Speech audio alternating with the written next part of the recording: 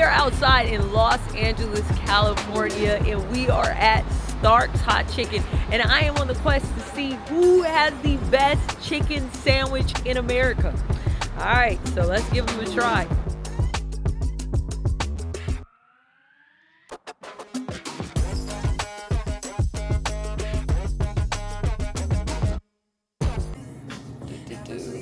Let's get, it says 2 sandals. I don't need all of that. 1 sando, 1 chicken.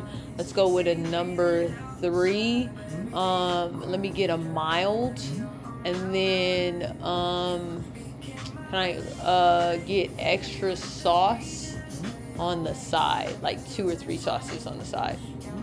And that's it. Folks, we are here at Stark's Hot Chicken. And like I said, we're on this quest to figure out, does Stark's have the best hot chicken? The best chicken sandwich in the whole wide world? I'm not so sure, but a little background, I have tried chicken sandwiches everywhere. I started off on tour years ago, and so I would try whether it was chicken strips or chicken sandwich. And I came to realize that every place in America kind of makes their chickens just a little bit different. I think the main difference, and you can hear some of the kitchen noise in the back, so it's gonna be good.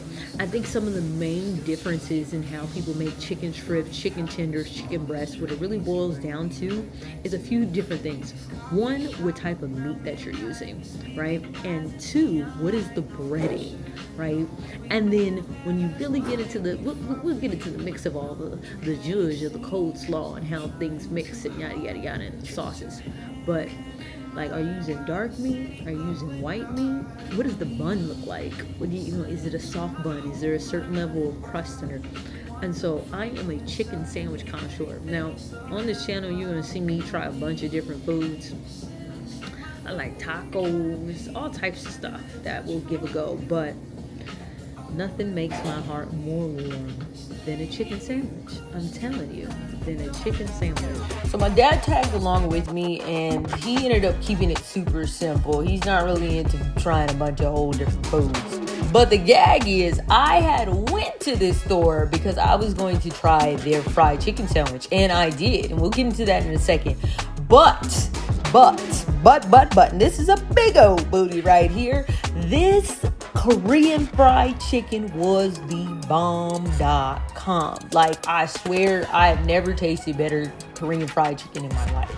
And so maybe I'm gonna have to just go on a Korean fried chicken quest to see who got the best Korean fried chicken so we could just smack it down. But the sauce was delectable. I mean, scrum diddly umptious, baby. When I tell you, baby. And then the sesame little seeds at the top gave it just enough a little crackle, pop, doo-wop.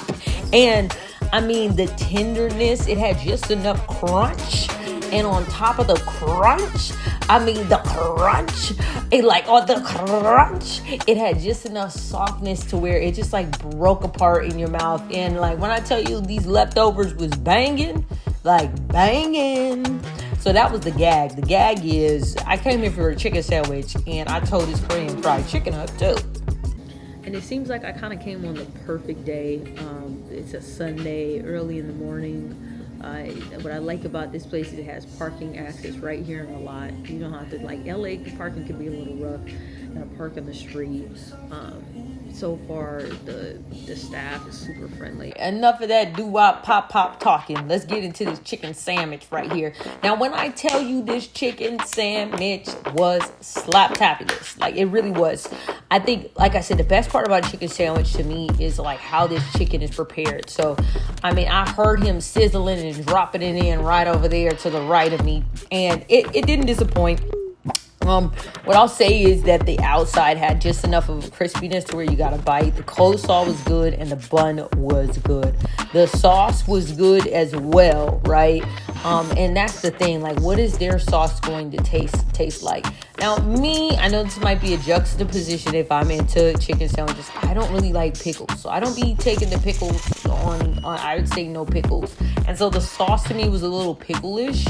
And that would probably be my only, like, I guess, pushback, so to speak.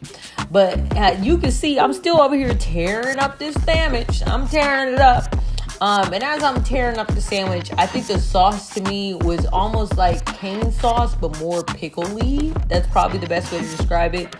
But it really had a great overall blend in the sandwich. It was very consumable. I usually start off, when you're going to a chicken sandwich place, folks, I recommend that you start off by getting the mild. I mean, I was tearing it up so much I had to ask for some napkins. So there's that. I needed more.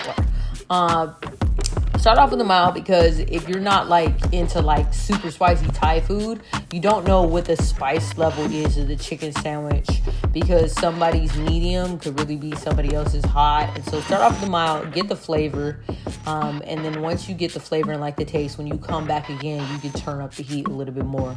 But overall, what I'll say is that it was jamming. It really was.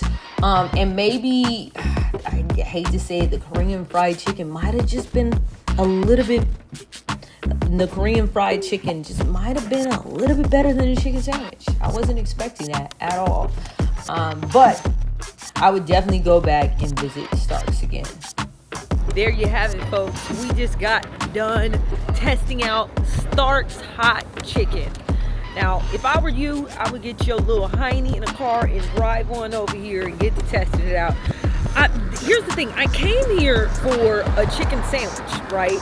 And then I ended up leaving tasting some of the best Korean fried chicken that I have ever tasted in my life. Please do us a huge favor and hit that like button, that sub button, bell button, because you can ring my bell. Ring my bell, ring it, ring it, ring it. It's your girl Scribe. I'm out.